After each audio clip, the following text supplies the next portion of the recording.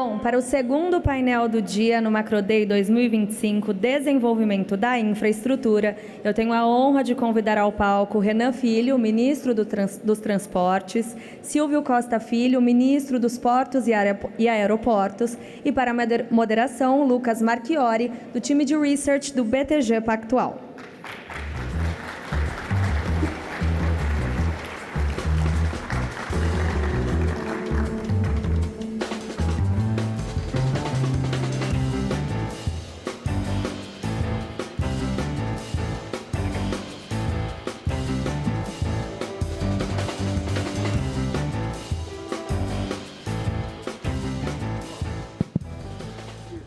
Pessoal, muito bom dia, muito obrigado a todos pela presença, muito legal estar aqui em mais um MacroDay, já tão especial aqui para a gente vai continuar com a nossa agenda de painéis aqui, discussões, acho que a gente não tinha, fiquei ouvindo aqui o final da apresentação do Mansueto, acho que eu vou até agradecer o Mansu depois pela parte dele, não tinha jeito melhor de começar a nossa conversa de infraestrutura com todo essa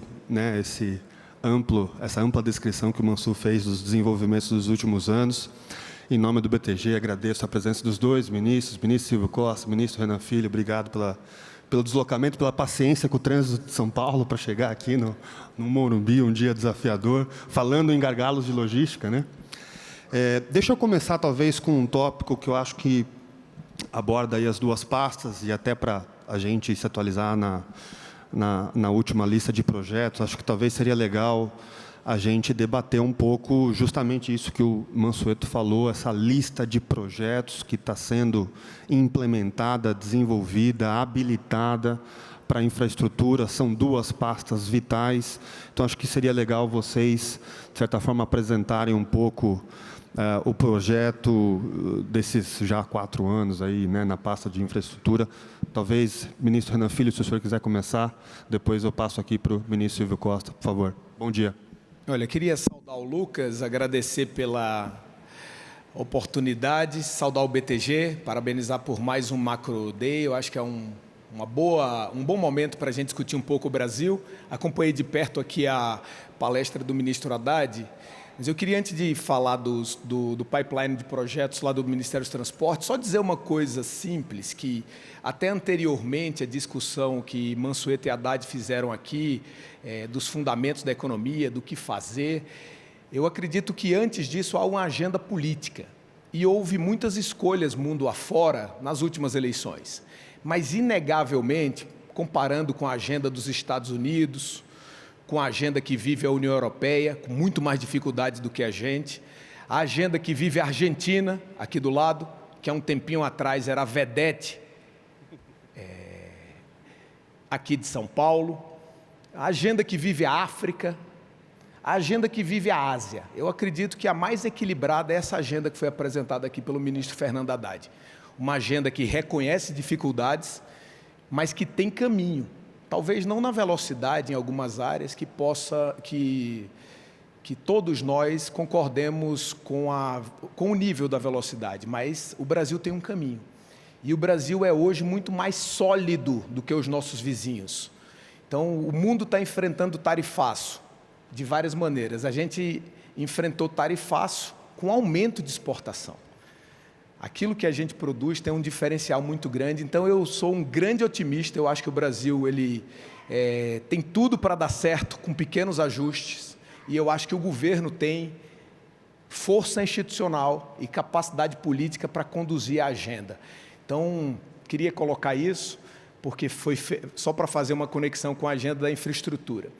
O nosso pipeline de projetos lá do Ministério dos Transportes, ele é hoje o maior pipeline de concessões rodoviárias do mundo.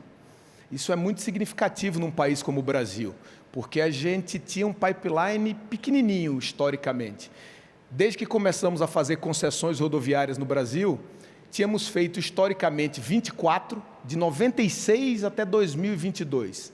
24 concessões, das quais 15 estavam em desequilíbrio grave, com contratos parados, obras paralisadas. Então, para quem conhece assim o Brasil, a subida da Serra de Petrópolis, no Rio de Janeiro, na BR-040, a BR-163, no Mato Grosso do Sul e no Mato Grosso com obras paradas, a BR-101, no estado do Espírito Santo, com obras paradas há anos.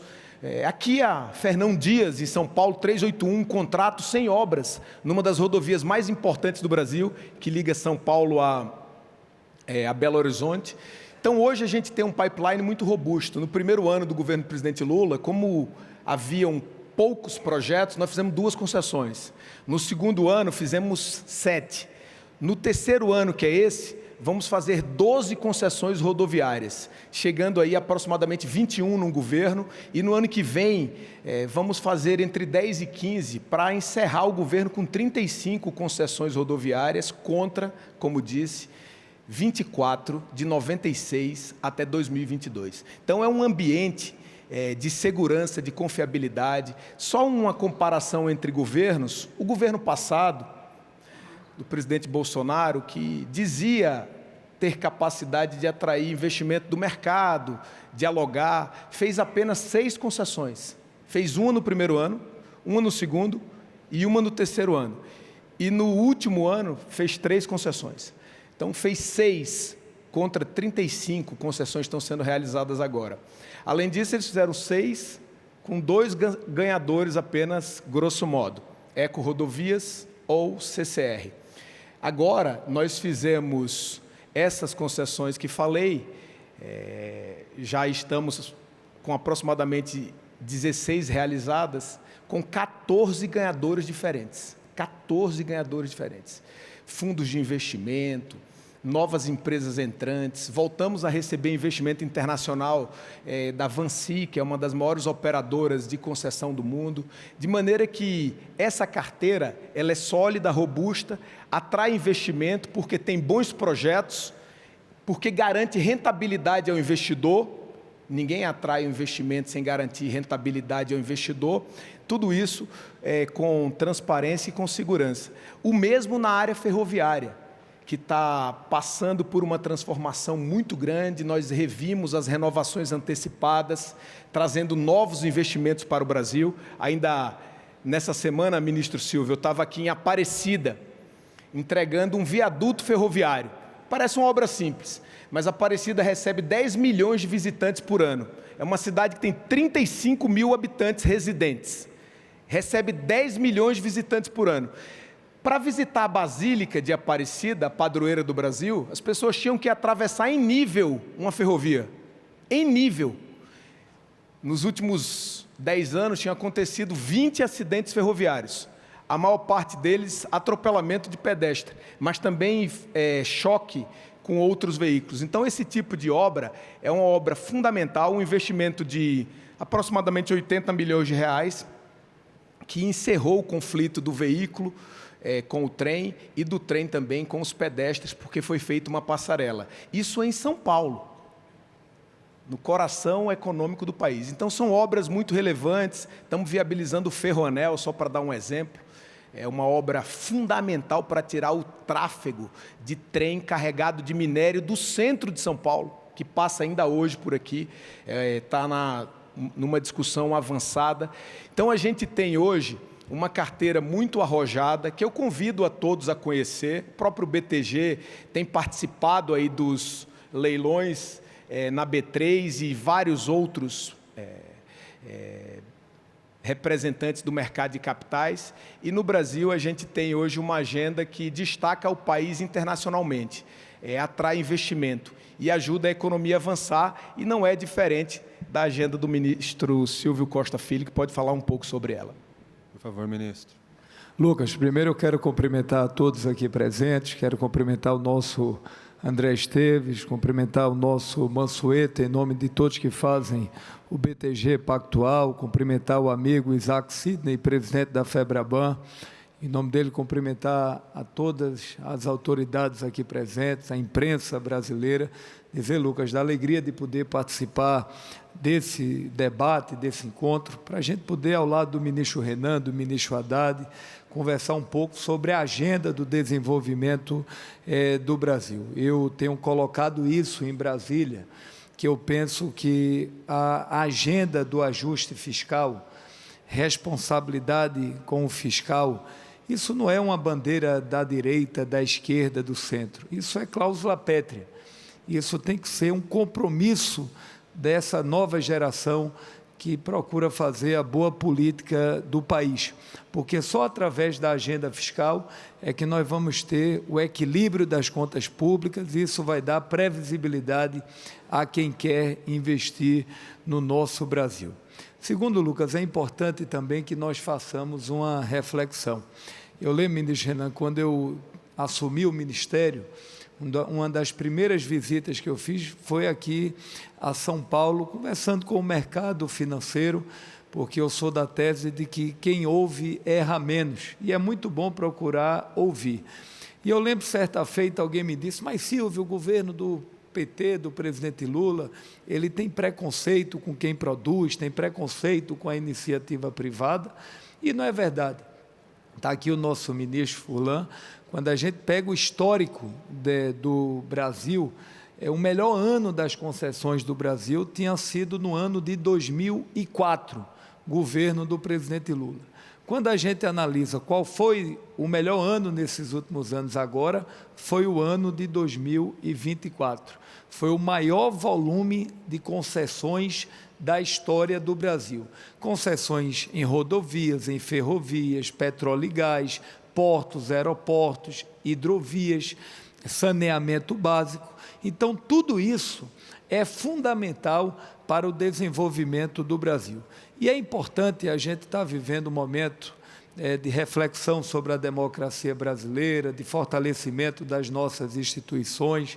Eu acho que o que a gente viu ontem no Brasil, claramente, é um movimento que a sociedade está atenta ao que está acontecendo no nosso país. Isso é bom, porque fortalece a democracia ao mesmo tempo, faz com que as instituições façam uma reflexão, mas apesar de toda a dificuldade, eu acho que nós tivemos avanços significativos nesses últimos anos, e isso só aconteceu por conta do Congresso Nacional. Eu peguei um dado recentemente, o Brasil foi um dos países no mundo que mais aprovaram reformas estruturantes. Primeiro, reforma da Previdência, fundamental para o Brasil. Reforma trabalhista, muito importante para o país. Novo marco legal do saneamento, autonomia do Banco Central, que eu tive a oportunidade de ser o relator à época da autonomia do Banco Central. Tivemos a reforma tributária, que vai ajudar muito a dar previsibilidade no nosso Brasil, entre outros temas que foram aprovados pelo Congresso Nacional. Por que é que eu estou colocando isso? Porque tudo isso vai se criando um bom ambiente de negócio.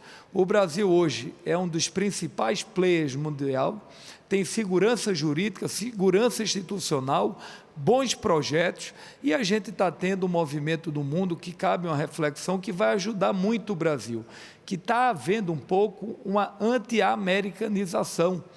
Vocês estão vendo que o déficit público nos Estados Unidos está disparando, né? A preocupação com o fiscal lá é muito grande, a preocupação com o fiscal na Europa, a Argentina, você está vendo o que aconteceu nesses últimos 15 dias, então isso coloca o Brasil como um grande player internacional para quem quer poder fazer investimentos. Eu tive reunido há 15 dias atrás com o presidente Mansueto da CMA-CGM, que comprou aqui a Santos Brasil por 13 bi. Eles têm reservados hoje para o nosso país mais de 10 bilhões de investimentos que eles estão atrás de novas oportunidades de investimentos. E é o que está acontecendo no mundo. Quando a gente pega o setor portuário brasileiro, para vocês terem uma ideia, a Lei dos Portos ela foi criada em 2013, a Lei 12.815/2013.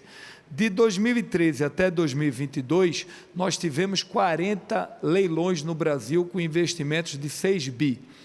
Em 4 anos do governo do presidente Lula, nós vamos fazer 60 leilões, equivalente a quase 40 bilhões de reais. A exemplo do Santos 10, que nós vamos fazer em dezembro, que a gente espera que nós tenhamos aí mais de 5 bi de investimentos nessa operação. Fizemos o maior no ano passado, que foi o ITG 029 lá no Rio de Janeiro, na área de minério de ferro, que há muito tempo era sonhado aquele leilão, nós fizemos, entre outros que a gente está trabalhando para fazer. Por que é que eu estou colocando isso? Porque no ano de 2024 nós tivemos o maior volume de movimentação de toneladas do Brasil, 1 bilhão e 300 milhões de toneladas, tivemos um crescimento no setor portuário em quase 5%, um crescimento na operação de contêineres em mais de 18%, e a gente está vendo que o mundo cada vez mais procura o Brasil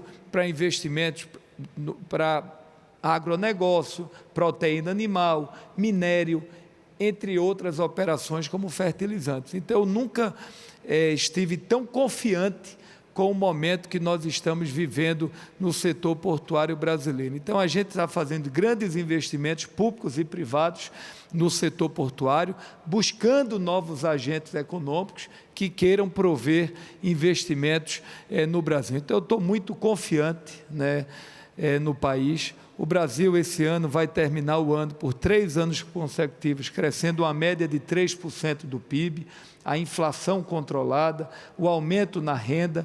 Um dado importante, o Brasil saiu do mapa da fome, 1.600.000 brasileiros saíram do Bolsa Família, que isso é significativo, porque isso dialoga com a geração de oportunidades no Brasil.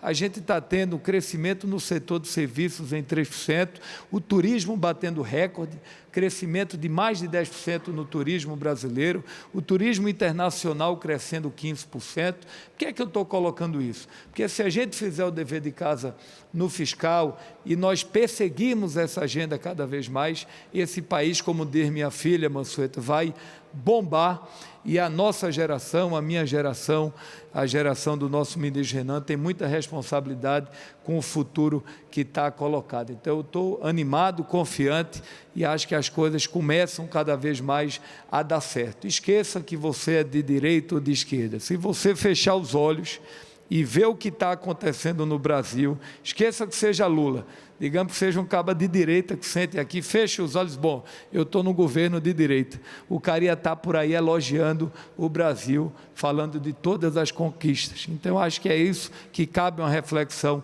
sobretudo de vocês que são formadores de opinião.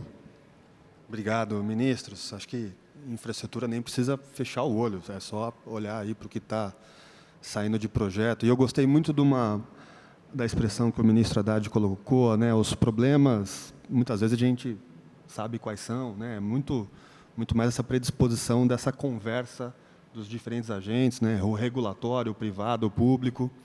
E acho que a gente tem 2 exemplos aqui, né? Tanto no transporte quanto em portos e aeroportos, de famosos pepinos regulatórios que subsistiam aí já há muito tempo. Eu queria ouvi-los, de certa forma, sobre como as pastas, né, as respectivas pastas, encararam um pouco esses problemas. Talvez eu volto com você, ministro Renan, a questão dos ativos não performados, né? A gente chama de repactuações, né, uma solução criativa, né, engenhosa, para dar vazão para muitos projetos que estavam há muito tempo parados. Eu queria ouvir um pouco sobre como foi esse processo de construção com a iniciativa privada, como tem sido. Já tem quase 3 projetos aí em andamento nessas repactuações. O que mais a gente consegue esperar nessa linha, ministro Renan, por favor? Já repactuamos 3 e nós temos 2 leilões, fruto de otimizações contratuais, como chamamos, agora até o final do ano. Um no dia 11 do mês de novembro próximo, que é a Fluminense, uma concessão da BR-101 no estado do Rio de Janeiro, e a outra no dia 11 de dezembro é a Fernão Dias, que é a BR-381, que liga São Paulo a Belo Horizonte. Só para fazer uma comparação, vocês puderem imaginar na cabeça um triângulo que liga 3 cidades brasileiras. Na sua base, São Paulo ao Rio de Janeiro, e o vértice superior, Belo Horizonte. Todo mundo concorda que esse triângulo rodoviário, São Paulo ao Rio, é ligado pela 116. Não tinha obras. Há muitos anos não tinha obras. Agora estamos em obra na Dutra, obra em Guarulhos, obra em São José dos Campos. Serra das Araras. Obra na Serra das Araras, que era uma obra parada e sonhada há muito tempo, que essa é a maior obra de infraestrutura rodoviária da América Latina no momento. A que liga o Rio de Janeiro a Belo Horizonte é a 040. Ela sai do Rio, capital, desce a Baixada Fluminense, sobe a Serra de Petrópolis, encontra a divisa do Rio com Minas Gerais, passa por Juiz de Fora e vai até Belo Horizonte, ou seja, uma rodovia fundamental, aberta no Império ainda. Essa 040, ela estava toda, Mansueto, com obras paradas. Estava parada a subida da Serra de Petrópolis, tem lá um túnel 80% pronto, com 10 anos as obras paradas. Estava parada em Juiz de Fora, que é uma região muito produtiva, que precisa levar os portos do Rio de Janeiro que produz. E estava parada de Juiz de Fora a Belo Horizonte, na região metropolitana. E a 381, que é essa que nós vamos levar a leilão em 11 de novembro agora, que é a Fernão Dias, todo mundo conhece essa rodovia, né? No Brasil, conhece esse nome, Fernão Dias. Essa rodovia, ela liga São Paulo a Belo Horizonte. Tinha mais 10 anos de contrato sem qualquer obra. Como assim? Uma rodovia tão importante para o Brasil se faz um contrato com baixa obra. Esse leilão vai colocar nessa rodovia, em otimização, 10 bilhões de reais de investimento. Porque nós otimizamos o contrato que foi feito. O governo do presidente Lula, ele tem forte relação institucional e capacidade de diálogo. Além disso, nós resolvemos fazer... combinando, em entendimento com a iniciativa privada, Lucas, como você falou. O contrato estava desequilibrado, não tinha investimento e a Fernão Dias não suporta mais esperar 10 anos para fazer as obras. Então, nós combinamos com o privado, chegamos a um novo conjunto de obras, prazo e uma tarifa. Mas para que esse contrato não fosse questionado e alguém dissesse assim, não, mas ficou muito vantajoso agora, melhor do que as condições iniciais, a gente pega esse novo acordo e leva essa tarifa a leilão, perguntando ao mercado se alguém oferece uma tarifa menor do que a concessionária que está lá. Se alguém oferecer, a concessionária sai, o outro assume com total transparência e é um modelo inovador, não só para o Brasil, mas para vários países do mundo que têm, né, Silvio, nas nossas andanças ao exterior, buscado caminho semelhante, e os estados brasileiros também, a fim de reequilibrar contratos por meio do entendimento, com a participação do Tribunal de Contas da União, que garante a transparência completa ao processo. Isso vai garantir, no final das contas, como eu coloquei, a Dutra está toda em obra. A 040 está toda em obra, nós licitamos ela toda. E agora, no dia 11, a 381. Um triângulo que não tinha qualquer obra antes do governo do presidente Lula, o triângulo mais importante rodoviário do Brasil, com obras em 100% dos trechos, só nesse triângulo aqui, 40 bilhões de reais em investimento rodoviário, 40 bilhões de reais em contratos. E nós já licitamos cerca de 200 bilhões de reais e devemos atingir até o final do ano que vem a meta de 350 bilhões. Agora, eu finalizo aqui colocando uma coisa que eu falei para o presidente Lula. Não adiantava fazer novos leilões com os leilões do passado desequilibrados. Porque como é que você ia defender o mercado que bidasse, que participasse dos leilões, se os leilões que tinham sido feitos no passado, dos 24, tinha 15 em desequilíbrio, com o contrato sem performar. No governo do presidente Temer, Mansueto, tentou-se a relicitação, mas ela terminou não sendo eficaz. E colocar um projeto em relicitação tinha virado um eufemismo para a obra parada, porque ele nem era relicitado e nem havia uma solução. Então, a solução via entendimento foi uma solução muito inovadora, participaram, o Tribunal de Contas participou como um todo, mas especialmente os ministros presidentes, o Bruno Dantas, que foi o primeiro presidente, e agora o ministro Vital do Rego, que tem ajudado bastante, decisivamente, a levar essa agenda adiante. Ministro Silvio Costa, no caso, a gente comentou um pouco sobre portos, mas em aeroportos também pouco se comenta. O Brasil foi um dos países mais rápido a resolver a questão dos reequilíbrios do Covid, né? Então, acho que essa também, por si só, já fala muito sobre essa modernização regulatória, mas eu queria ouvir mais também de você um pouco sobre essa mudança de percepção do escopo regulatório. Olha, eu quero só, antes de entrar na área de aviação, fazer uma reflexão também sobre o momento lá do Porto de Santos aqui, por exemplo, que é só um ativo do que está acontecendo no Brasil. Para vocês terem uma ideia, no governo anterior, do nosso governador Tarcísio, em 4 anos nós tivemos de investimentos no Porto de Santos o equivalente a 197 milhões em 4 anos. nós vamos fazer, em 4 anos do governo atual do presidente Lula, o equivalente a mais de 20 bilhões de investimentos. O Túnel de Santos é uma obra que vocês conhecem bem, em parceria com o governo do Estado, 6 bilhões de reais que fizemos o leilão da B3 há 15 dias atrás. Nós vamos fazer o canal de acesso para dar previsibilidade para quem quer prover investimentos aqui nas operações portuárias, é a concessão do canal, mais 6 bilhões de reais.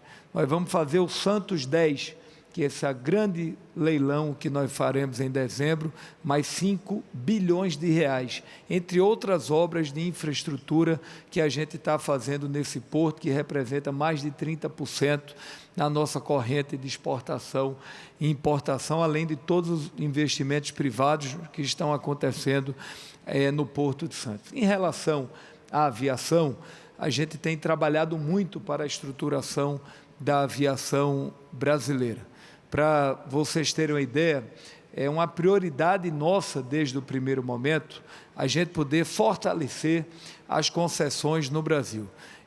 Nós recebemos o governo com 3 problemas em relação às concessões. Um era em relação ao Galeão, outro em relação à Inframérica em Brasília, o outro Viracopos aqui em São Paulo. Ao lado do Tribunal de Contas da União, nós conseguimos, através da Consenso, viabilizar um entendimento para resolver o problema do Galeão, de Viracopos, e também vamos resolver da Inframérica, para que a gente possa dar previsibilidade a essas concessões e gerar segurança jurídica. Outro dado importante, eu quero cumprimentar meu amigo, presidente da Câmara, o deputado Hugo Mota. Hoje nós tivemos uma notícia muito importante, presidente André, que a gente vinha trabalhando há quase 2 anos. Para vocês terem uma ideia, nos Estados Unidos, ministro Renan, dos 100% da aviação nos Estados Unidos, 50% são com aviões da Boeing. Dos 100% da aviação na França, 48% são com aviões da Airbus.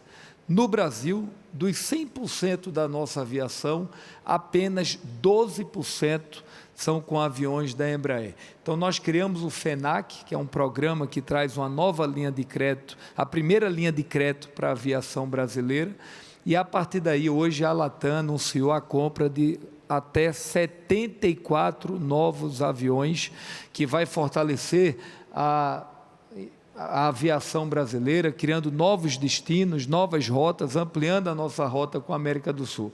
Isso deve acontecer também com a Gol e com a Azul, que possivelmente agora em outubro deve estar saindo do chapter 11, está saindo da recuperação judicial. Então, nós estamos trabalhando muito para o fortalecimento da aviação, desde as concessões, a aviação, para avançar no turismo de negócio, no turismo de lazer, sobretudo com um olhar regionalizado, já que a cada 4 turistas que chegam a uma cidade, é uma oportunidade de emprego que é gerada. Então, eu acho que esse é um setor que vai avançar muito, e eu vou inaugurar dentro do governo, já conversei isso com o ministro Rui Costa, é o papel da Infraero. Eu acho que a Infraero ela tem que ser melhor discutida para o futuro, efetivamente. Eu acho que ela pode ser muito mais um agente, fazedor de obras, do que gerir aeroportos, a exemplo do Santos Dumont. Eu acho que a gente pode, no futuro próximo, discutir a possibilidade de fazer uma grande concessão no aeroporto de Santos Dumont, para que a gente possa ter 100% dos grandes aeroportos brasileiros sendo geridos por concessionárias internacionais. Obrigado, ministro. E o timing foi excelente, né? Porque é uma campanha da Latam com a Embraer de já mais de 1 ano e meio, anunciado hoje de manhã, essa encomenda da Latam Airlines para a Embraer, os modelos do E2, veio a calhar, né? Eu queria, dado que a gente está num painel, não queria deixar de te ouvir, ministro Renan Filho, também sobre ferrovias, né? A gente sabe desse sucesso que tem sido a agenda em rodovias, todas as licitações, todas as repactuações, as otimizações, como são chamadas hoje. Agora a gente também parece estar avançando na agenda nas ferrovias, as audiências e as tomadas de informação para a conexão o eixo leste-oeste, FICO-FIOL, parece estar evoluindo do ponto de vista regulatório, inclusive já com subsídios regulatórios do TCU e da NTT. Queria te perguntar como que está um pouco esse processo, como que anda um pouco essa agenda do lado das ferrovias também, para a gente... Ferrovias, o brasileiro sempre teve assim um saudosismo muito grande, né? A gente é um país engraçado em ferrovias, a gente construiu mais quilômetros de ferrovia no Império do que na República.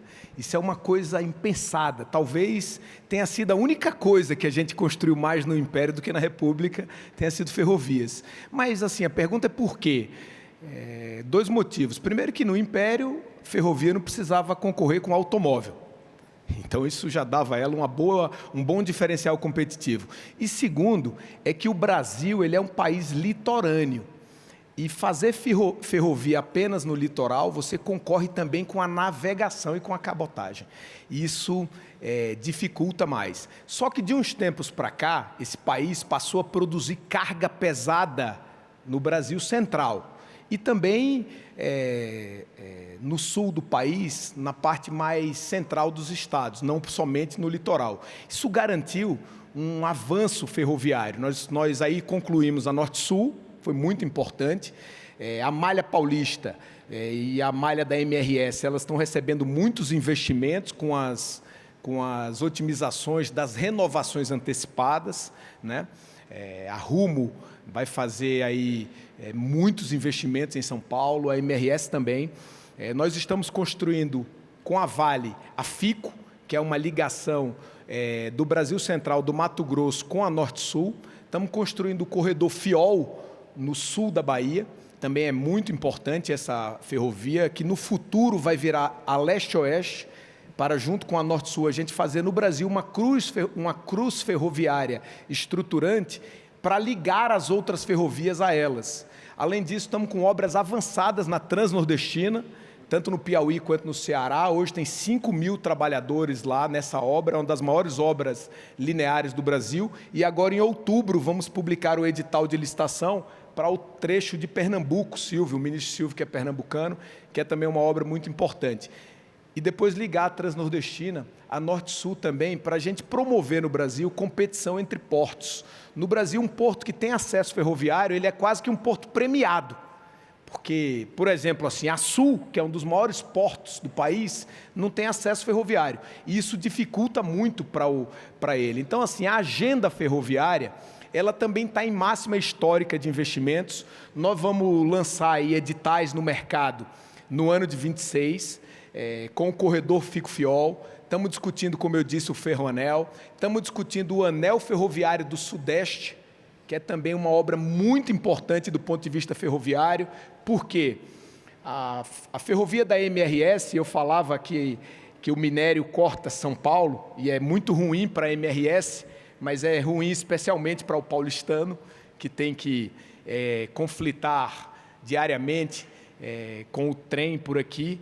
Ela chega ao Porto de Santos e vai até ali o Rio de Janeiro. Agora, lá em cima a gente tem a ferrovia de Vitória Minas, que chega no Espírito Santo, mas não tem uma conexão do Espírito Santo com o Rio de Janeiro, que poderia conectar uma série de portos do norte do Rio de Janeiro e do sul do Espírito Santo, além de conectar o Comperge no Rio de Janeiro, além de garantir competição entre os portos, porque o Porto de Santos, às vezes ele está muito cheio, Silvio, às vezes demora muito o navio ancorado lá fora, esperando a sua hora de receber a carga. Se a gente tivesse vários portos aqui, em São Paulo, no Rio de Janeiro e no Espírito Santo, em competição, com uma ferrovia eficiente, a gente teria muito mais possibilidades para a iniciativa privada, tanto para exportar quanto para importar insumos. E isso certamente vai ajudar a economia brasileira.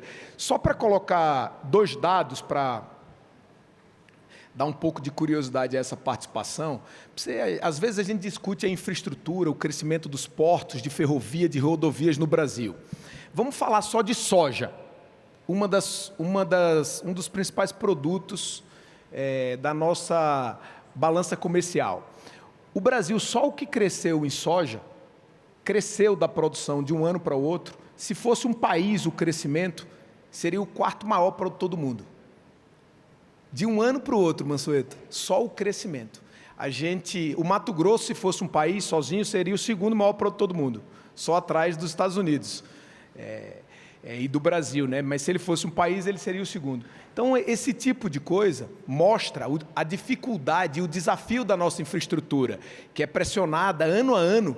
O setor portuário brasileiro está há 25 anos entre os 5 que mais crescem no mundo, há 25, ininterruptamente. Só que nesses últimos anos, com o recorde de investimento citado aqui pelo ministro Silvio Costa Filho, a gente está fazendo o maior volume de investimento da nossa história, trazendo o investimento privado para um setor tão importante para o país. O que aconteceu em portos e em aeroportos, num passado recente, que é intensificado agora, está acontecendo nesse momento em rodovias e em ferrovias. Então, nós vamos ter, no setor de transporte de maneira geral, além do setor de energia e do setor de saneamento, 4 áreas muito capazes de recepcionar investimento internacional e de entregar ao mundo projetos rentáveis como eles não têm. Por exemplo, a carteira dos fundos soberanos, ela é remunerada a 2,5% ao ano, quando consegue. A gente entrega produto com o WACC de 9%, de 10%, de 11%. Isso posiciona a nossa carteira de projetos de infraestrutura como a melhor carteira do mundo, sem dúvida. E aí eu concluo para dizer o seguinte: por que a gente tem projetos tão rentáveis em comparação com o mundo? Porque a nossa economia está em transformação. Se a gente pegar o centro de gravidade de produção do agro há 30, 40 anos atrás, ele era ali, entre o Paraná e o Rio Grande do Sul, uma parte aqui de São Paulo também. E hoje o centro gravitacional é no Mato Grosso, e está se deslocando, e obviamente a gente precisa também deslocar a própria infraestrutura. E esse ponto novo de produção, ele obviamente tem uma rentabilidade inicial muito maior do que o mundo mais maduro. Isso coloca a nossa carteira com vantagens muito claras. Então eu queria convidar aqui a todo mundo, finalizar aqui a minha participação, para a gente ouvir novamente o ministro Silvio, a conhecer a carteira da infraestrutura nacional. Eu sei que a maior parte já conhece, mas a carteira da infraestrutura nacional nos setores de energia, de rodovias, de ferrovias, de saneamento, é sem dúvida uma das mais atrativas do mundo inteiro. Obrigado, ministro Renan. Talvez, puxando aqui para o ministro Silvio, né, por algumas vezes a gente citou o case Santos, acho que esse talvez seja o mais emblemático, né? Para quem acompanha infraestrutura portuária, deve discutir o STS-10, já faz malemar uns 10 anos, né? E finalmente estamos chegando, talvez na fase final, agora, né, chamado TECOM 10, né, Santos 10. Eu queria ouvir um pouco sobre esse desafio de priorizar esse investimento tão importante para a dinâmica de container, né, no Porto de Santos, e que diz, claro, muito sobre a competitividade da importação e exportação, não de commodities ou de outros tipos de cargas, no maior hub portuário do Brasil, que é o Porto de Santos, né? Então, ministro, queria ouvir um pouquinho sobre o TECOM 10. Olha, primeiro estava faltando coragem política de enfrentar essa pauta. Nós tomamos a decisão de fazer esse leilão. Esse leilão ele é muito importante porque vai dobrar a capacidade de operação de contêineres no Porto de Santos, e a gente espera, nós estamos aguardando agora o Tribunal de Contas da União. Eu defendo a democratização, desde que não haja a concentração de mercado prejudicando as operações do Porto. Então, a nossa expectativa é que nós façamos esse leilão, possivelmente entre o dia 15 a 18 de dezembro, lá na B3, que vai ser fundamental para o desenvolvimento do Porto de Santos. Segundo, era importante que vocês do mercado pudessem também observar. Eu estou à disposição da gente poder apresentar aqui a carteira de leilões que nós teremos para os próximos 2 anos. Um olhar atento para esses leilões na área de fertilizantes. Com o crescimento do agronegócio brasileiro, tem muitas boas oportunidades de operações de fertilizantes que nós vamos fazer. Segundo, também é uma agenda a ser perseguida no Brasil na área de hidrovias. O Brasil nunca fez uma concessão de hidrovia no Brasil. Isso, para mim, é uma bela pauta que nós temos a perseguir nos próximos anos. Esse ano, André, vamos fazer a hidrovia do Paraguai, que vai ajudar em toda a operação de minério com a América do Sul.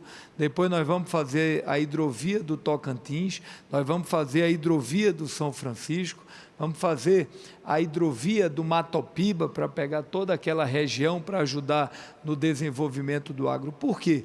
Porque além de dialogar com a indústria verde, com a transição energética, a agenda hidroviária ela é fundamental. A gente vai, através das hidrovias, fazer ramais logísticos no Brasil.